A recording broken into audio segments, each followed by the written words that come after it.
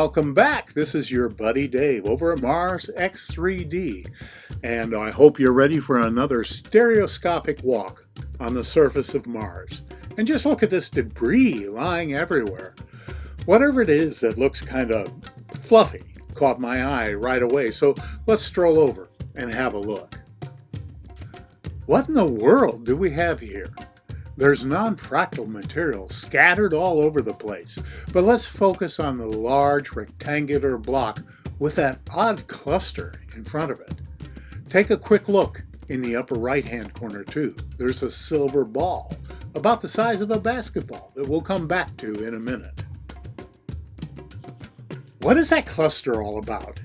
I have no explanation for what it might have been at one time or how it could have come about naturally. I don't think it's natural at all. I mean, look around. It's attached to what looks like a horse collar-shaped base. The locator dot just to the right shows a ringed part of the collar with a crab claw on the end. Look at the overall symmetry of the whole rectangular portion. The locator dot on the left, just under the title, shows what looks like a pressure tank. Move over to the locator dot on the right. There's a metallic plate with a 90-degree angle, a rim, and two knobs on it.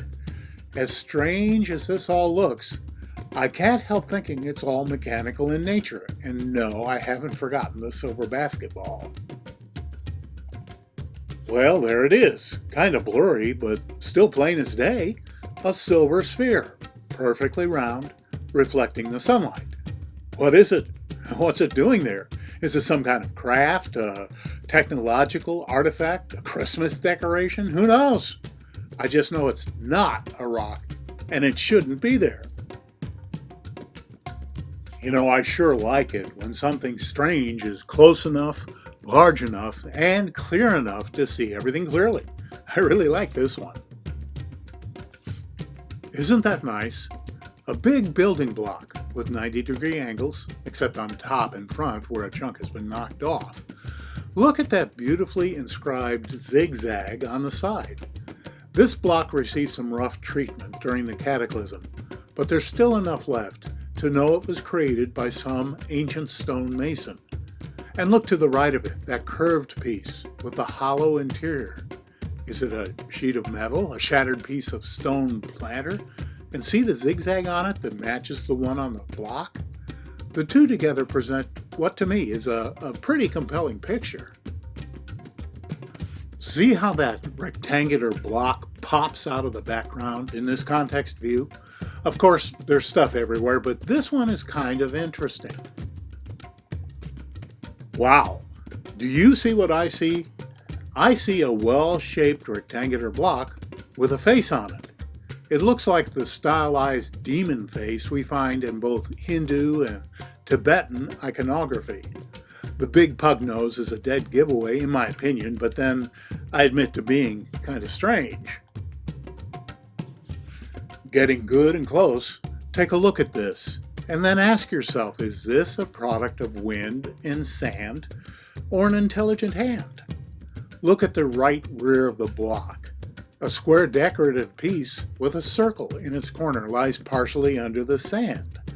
I suppose it's possible that while the wind was making the flat sides, symmetrical shape, and 90-degree angles of the main block, that it wouldn't have been much more work to make that carpenter's square with a circle right by it.